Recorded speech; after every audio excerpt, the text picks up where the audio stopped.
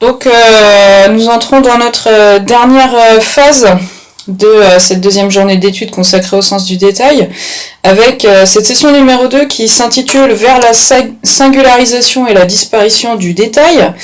Et nous accueillons donc pour la première communication Claire Garcia. Donc Claire, tu es docteur en histoire de l'art, tu es spécialiste de sculpture, tu travailles au département des études de l'École nationale supérieure des beaux-arts et tu as soutenu ta thèse en 2012 à l'université Paris-Nanterre sous la direction de Thierry Dufresne, thèse qui s'intitulait La statuaire publique en France pendant l'entre-deux-guerres, réalité et enjeux. Et donc tu vas nous présenter une communication intitulée Les monuments éclatés du fragment à la synecdoque. Je te laisse la parole. Merci Aude, et merci aussi à Margot et au comité scientifique pour me permettre donc de partager avec vous quelques pistes de réflexion sur, à partir en fait de monuments publics du XXIe siècle, donc un bond supplémentaire dans le XXe, et comme tu l'as rappelé, que j'ai intitulé Les monuments éclatés du fragment à la synecdoque.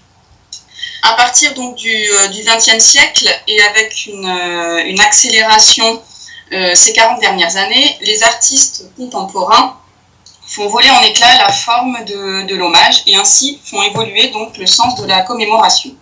La question du détail ou des détails va permettre d'étudier différentes modalités pour atteindre l'objectif commun qui est donc ce renouvellement de l'hommage public.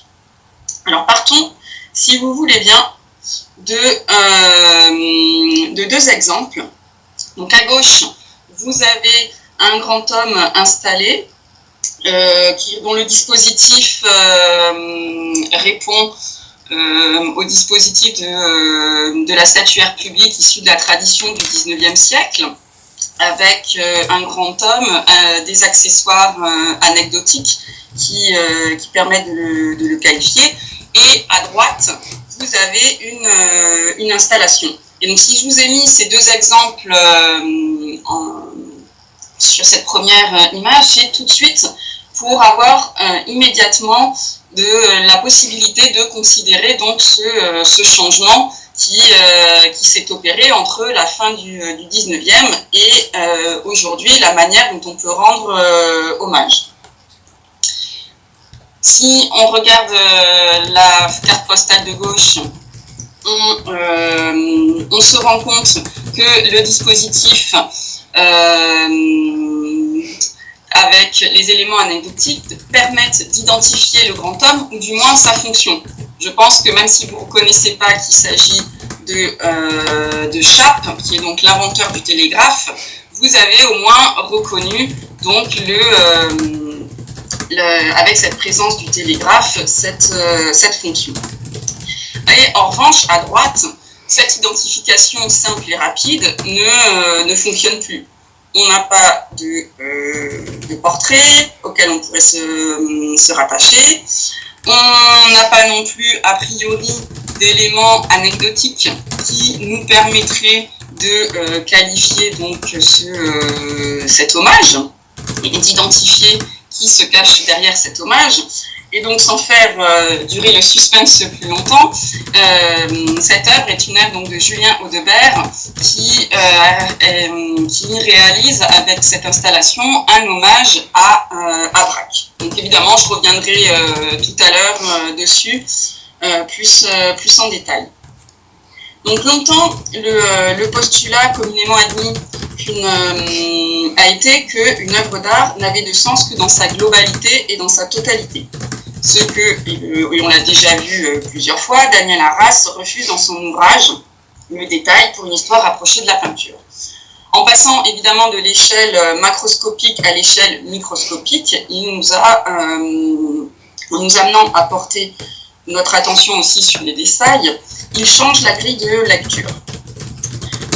En esthétique, et cette question a été également interrogée, et notamment par Jean-Claude Girolet, qui interroge la démonstration donc, de Daniel Arras. Alors, mon propos ne va pas être de faire une historiographie, ça pourrait être une autre communication sur justement cette question de l'histoire sur la question du détail. Mais ce que je voulais ici, c'était retenir des éléments essentiels que les deux auteurs retiennent et soulignent. C'est que la lecture des œuvres sous le prisme du détail propose un nouveau paradigme de lecture. Et je me focaliserai, on le verra dans les œuvres que je vais vous présenter, sur une prise de conscience des changements d'échelle, mais aussi un paradigme d'interprétation, et on va voir les implications que ça va avoir en termes de signifié. Et enfin, cela met en avant la question suivante: quel rapport entretient le tout par rapport à la partie pour comprendre une œuvre d'art, et en l'occurrence, dans le cas qui nous occupe, dans le domaine de l'art public? On pourrait donc, à juste titre, poser la question suivante: peut-on appréhender une œuvre uniquement par les détails ou par les parties? Peut-on la comprendre sans pour autant donner de l'importance au tout? Question évidemment rhétorique, puisque je vais tenter de vous démontrer qu'effectivement, ce changement de paradigme est possible. Si je reviens sur les deux exemples que j'ai évoqués il y a quelques minutes, on voit bien que l'emploi du détail se transforme par rapport à son usage habituellement établi dans l'art monumental public, et ainsi change notre manière d'appréhender le monument. Toutefois, ce changement n'est pas uniquement formel. La fonction discursive du détail, qui permettait une identification simple et rapide du grand homme, est progressivement abandonnée depuis la Seconde Guerre mondiale. Le détail, qui n'est plus l'élément anecdotique de second plan, se singularise et il donne un caractère spécifique au monument. Donc il ne s'agira plus ici de penser le détail par rapport à un tout et dans un rapport même de subordination, quelle que soit la subordination, si j'ose dire, c'est-à-dire de se poser la question si le détail nuit ou si au contraire il enrichit l'œuvre, comme on a pu aussi déjà le voir, car dans les deux cas, il s'agit toujours d'une lecture de la partie dans sa relation à un tout. Non, on va plutôt essayer de penser le détail de façon autonome. Et si les détails peuvent permettre dans le monumental de jouer et de déjouer les codes de la commémoration, quel rôle alors opère-t-il?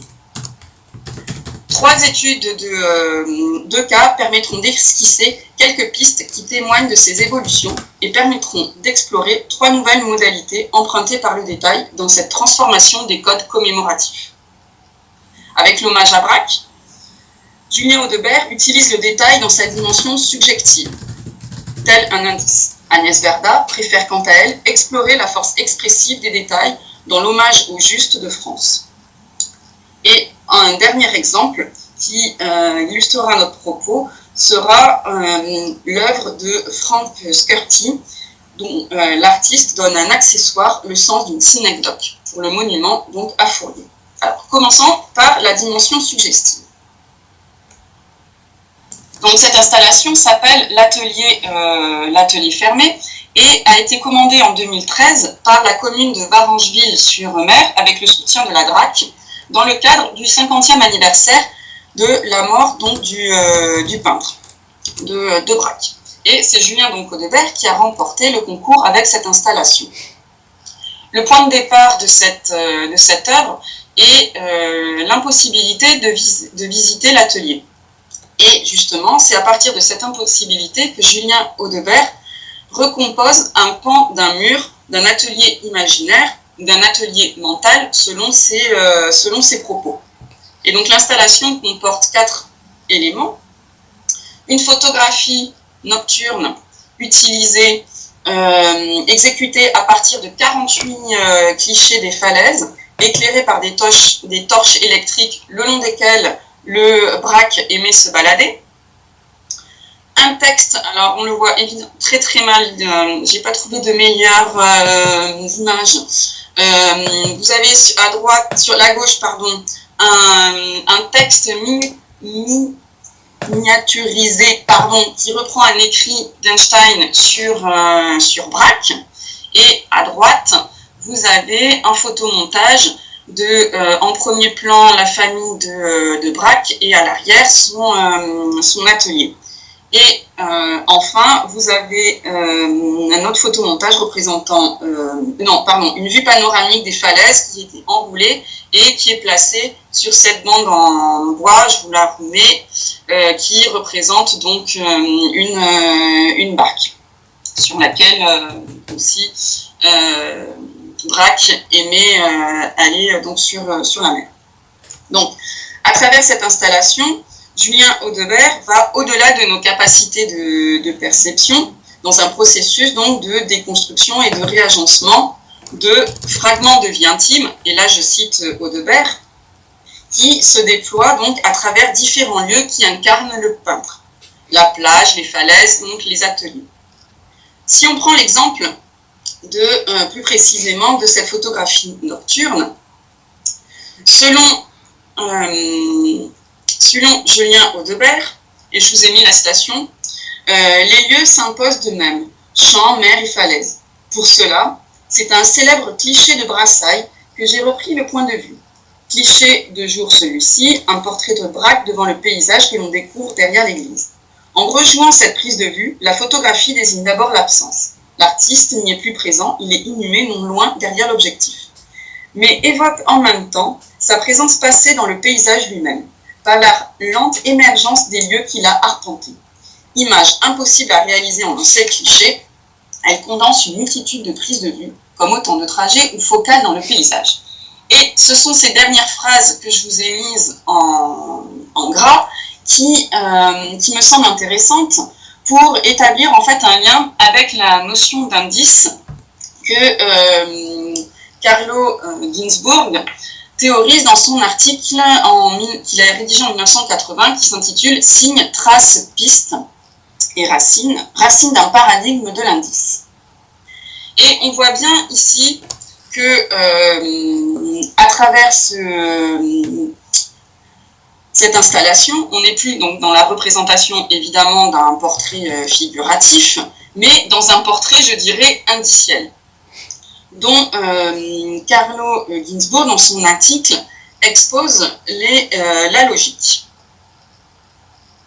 Des traces parfois infinitésimales permettent d'appréhender une réalité plus profonde qui serait impossible de saisir par d'autres moyens. Des traces, plus précisément des symptômes dans le cas de Freud, des indices dans celui de Sherlock Holmes et des signes picturaux dans celui de Moreni. Ainsi, ces fragments de vie intime dont je vous parlais tout à l'heure, de Braque, ces détails biographiques, ici cette falaise où il aime bien se balader, sont un des indices d'une réalité à recomposer. Autrement dit, les détails ne sont plus uniquement anecdotiques, ils dressent les centres d'intérêt du grand homme. Les bribes de la vie du peintre sont ainsi convoquées par Julien Audebert pour réactiver la mémoire du spectateur qui opère des déductions. Et ces trajets révélés donnent donc du sens et suggèrent une habitude propre au grand homme. Le spectateur, en associant cet indice aux autres, et on va en voir un autre dans quelques minutes, prend conscience donc qu'il s'agit petit à petit de Braque. Julien Audebert joue constamment aussi, ce qui est intéressant dans son travail, sur la relation du tout à la partie, grâce à différentes techniques photographiques. Elles permettent des mises en abîme. Par exemple, la photographie du texte, la photographie toujours du paysage, est un assemblage, comme je vous ai dit, d'une multitude de points de vue, plus précisément d'une multitude de détails de paysage. Et j'entends là détail dans son acception de détailler et de découper, puisque par nature, le photographe, avec le point de vue l'angle de prise de vue qu'il choisit avec son appareil, découpe l'objet de sa photographie. Et donc, l'association de ces différents points de vue par Julien Audebert a produit cette image unique que vous avez devant vous, qui est limitée aussi par ce cadre noir. Donc, un élément clos, c'est donc un tout.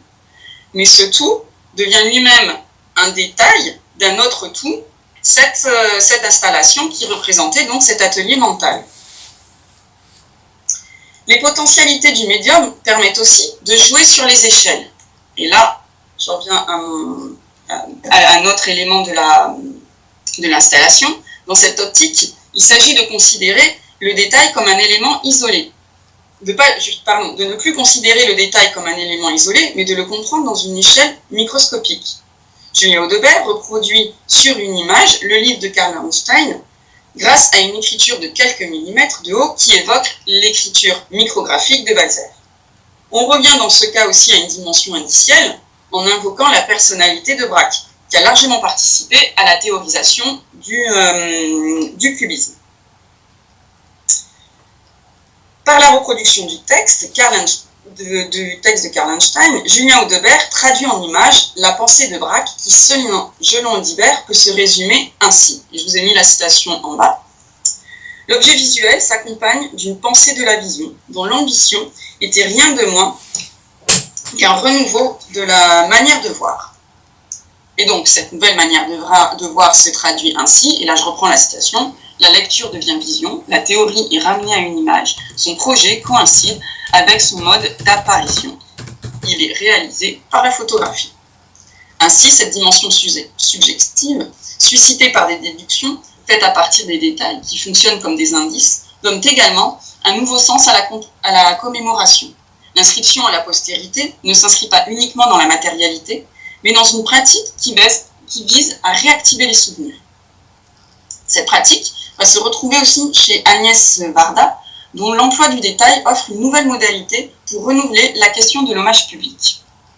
Mais avant de commencer juste ce deuxième exemple, je voulais juste faire une petite parenthèse sur l'expression utilisée par Julien Audebert, fragment de vie intime, qu'on retrouvera un petit peu différente, mais avec Agnès Varda, qui elle utilise des sensations fragmentées.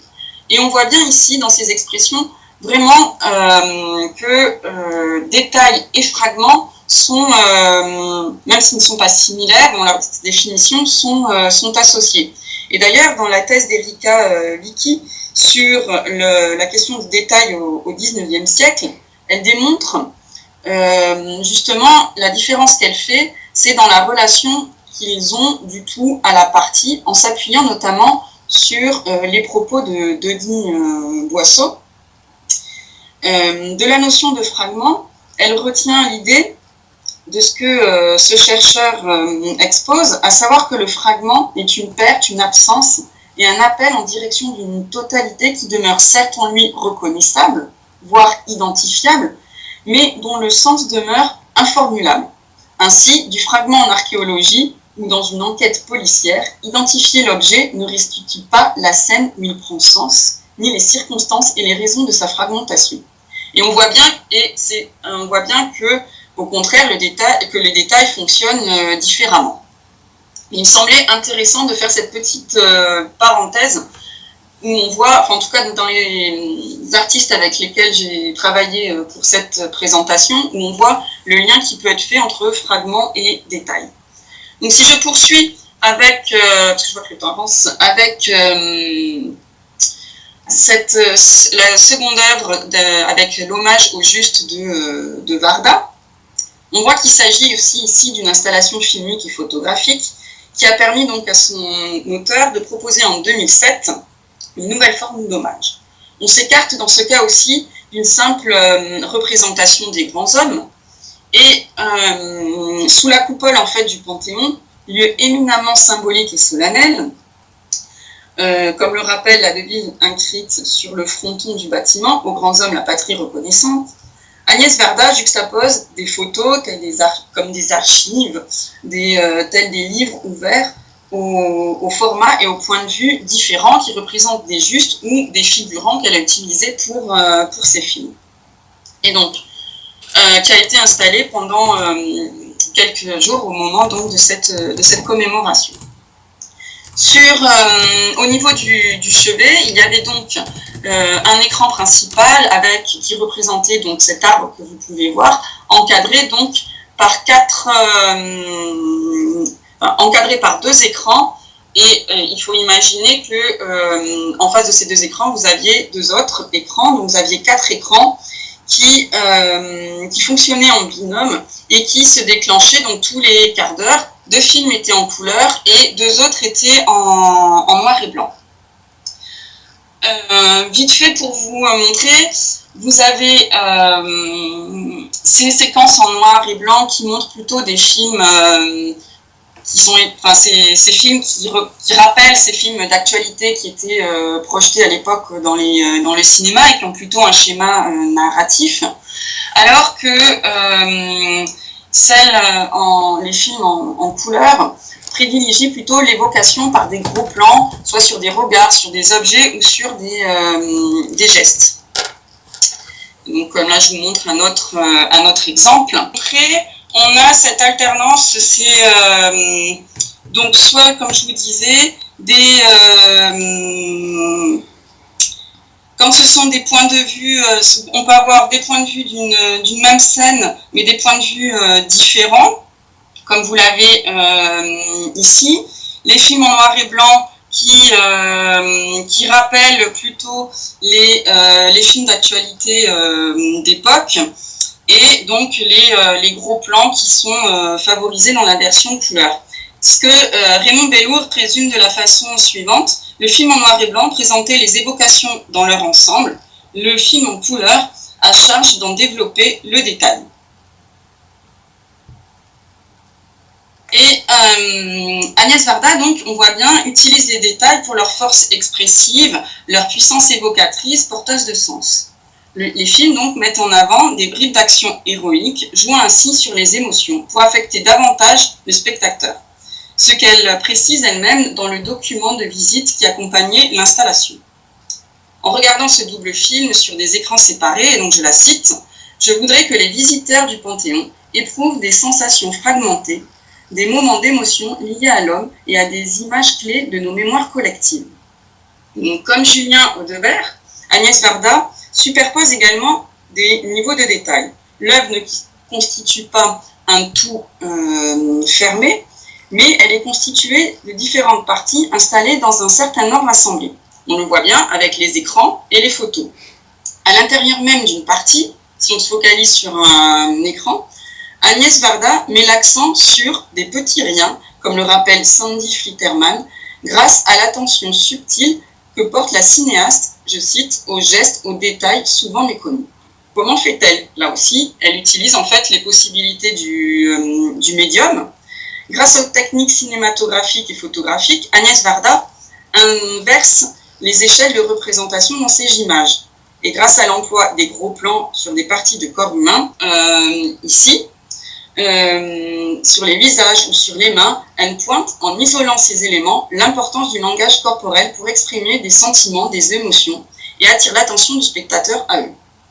La personne, du coup, dans son entièreté, et on le voit encore plus dans l'image suivante, n'a plus d'importance et devient secondaire. C'est vraiment ce jeu de regard sur ces deux personnes qui importe, et vraiment le regard interrogateur et de peur de ce jeune enfant. Quand elle fait un gros plan sur des objets, comme sur, par exemple, ici, une étoile jaune, sur, après on le voit ici, nécessaire de couture, on voit qu'elle accentue comme ça les effets dramatiques. Et donc son installation alterne ainsi entre émotion et effets dramatiques. Raymond Bellour montre que Varda utilise les procédés aussi du montage pour exprimer comme un point de vue actuel, prélevé sur un autrefois plus vrai et plus lointain. Fermez les guillemets, je citais Bellour, et il montre qu'il s'agit comme ça d'un savant mélange de montage entre les écrans alternant plan d'ensemble et plan de détail. Nous, on l'a vu, alors, par exemple ici, ou encore ces éléments où on a sur la gauche une vision beaucoup plus large de la voiture qui arrive, et là, et à droite, vraiment juste focalisé sur ce torse qui sort. Donc on voit ici que Varda crée un nouveau type d'hommage. L'artiste, en plus de procédés techniques qui ne sont pas tous évoqués ici, comme par exemple l'arrêt sur image, on sortirait de notre propos, elle utilise un procédé qui, même si elle ne l'énonce pas clairement, est à rapprocher d'un procédé, à mon sens, psychologique, qui lie vraiment les émotions à la mémoire et que certains psychologues nomment l'effet Madeleine de Proust. Et bon, alors je vous avais remis un extrait, mais bon, là on n'a pas trop le temps de le relire, mais on voit bien ici comment aussi Agnès Varda utilise le même phénomène psychologique pour déclencher donc le souvenir qui réactive la mémoire à travers donc des sensations provoquées par un jeu sur les détails et plus précisément, comme on l'a vu ici, sur les gros plans. Évidemment, elle joue sur un registre totalement opposé, évidemment le tragique, mais le mécanisme demeure identique. En associant à ces portraits de Juste posés sur le sol ou que l'on peut voir aussi dans les films, donc ça c'est une photo d'archive et après ici un figurant, on voit bien qu'elle réveille la mémoire des spectateurs qui se remémorent ainsi les actes de bravoure de ces hommes et de ces femmes. Donc cette recherche tourne, jouant ainsi avec le statut des œuvres d'art et leur signifié. Son travail est le résultat donc d'une combinaison fondée sur les décalages entre les images et les signifiés. Il invite comme ça le spectateur qui est déstabilisé à s'interroger et avoir un regard critique sur la société qui l'entoure.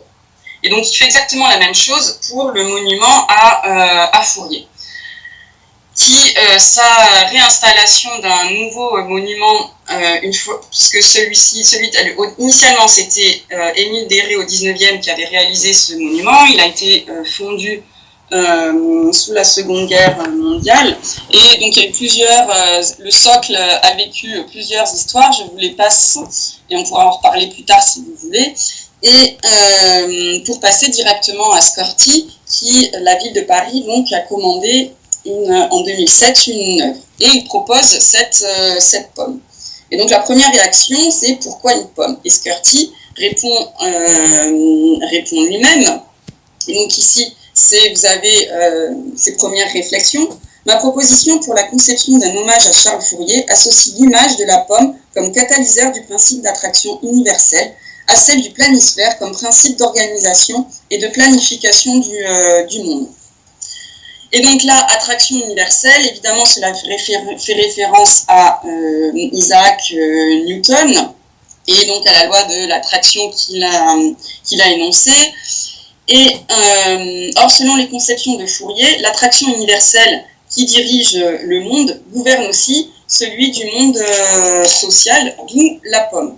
Et donc Scorti propose une nouvelle organisation sociale qui est visible. Fourier propose une nouvelle organisation sociale et dans l'œuvre de Scorti, qui se traduit aussi par ce planisphère, fondée sur le principe que les individus sont regroupés par un agencement d'individualité au caractère différent, mais complémentaires pour arriver à une harmonie universelle, d'où la présence sur le plexiglas de ces couleurs primaires et complémentaires. Et il s'élève donc contre une société guidée par la révolution industrielle qui multiplie les intermédiaires, avec cette taille vraiment hors du commun. Et donc pour conclure, par l'utilisation donc nouvelle des détails, les artistes investissent la mémoire du ou des grands hommes dans laquelle les détails recomposent et reconstituent l'hommage. Si 3 exemples ne suffisent pas pour établir des généralités, on peut néanmoins établir un constat et rapprocher peut-être cette idée du fait à l'acception du détail détaglio exposé par Daniel Arras, car il témoigne de l'intentionnalité des artistes dans l'action de détailler leurs œuvres, tout en insistant sur la manière dont ils affectent en fait le spectateur, puisque, et je terminerai avec cette phrase, les D-Style installent le spectateur dans une démarche participative, l'analyse de ces éléments isolés éclatés par l'artiste, suivie par une recomposition opérée par le spectateur, ce qui produit donc une nouvelle forme d'hommage. Et on pourra une prochaine fois se poser la question s'il existe finalement une esthétique du détail dans l'art public du XXIe siècle. Merci beaucoup Claire pour ta communication. Oui, non, je vais être un peu le gendarme parce qu'on a pris pas mal de retard voilà, pendant cette journée. Et du coup, moi je propose plutôt qu'on enchaîne sur les deux autres interventions et on verra les débats vraiment à l'issue, si ça convient à tout le monde. Voilà, de manière à rester dans le timing. Margot, qu'est-ce que tu en penses? Oui, oui, oui, très bien.